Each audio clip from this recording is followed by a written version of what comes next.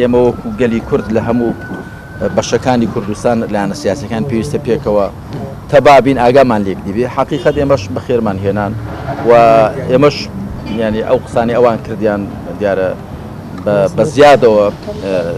پشگیریمان کرد کە فعلەن وایە ئێمە ئێستا چ لە باشووری کوردستان چ لە باکوورەکەی چ لە ڕۆژئاوا چ لە ڕۆژهەڵاتی وەکو نەتەوەیە کە لەسەر نەخشەی سیاسی بوونیان سڕیوینەوە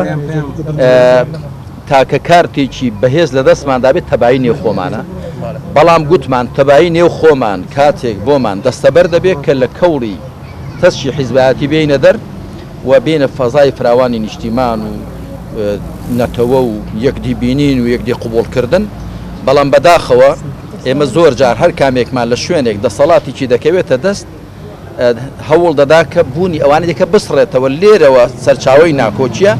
تەبایی بەوە دەبێت کە وەکو چۆن بوونی خۆت قبوڵە خۆتت پێتوا شایستەی هەبی خەڵکیشت پێ شایستە بێت و باسی ئەوەمان کرد کە لە ناوچەکەدا گرفت و کێشەی زۆر هەیە لە نێوان زلهێزانیشدا هەیە و ئەوە دەگونجێت کە بشکێتەوە بەخراپ بەسەر ئێمەدا ئەگەلێنە خۆدا تەبانە بیت قسەکانمە لەو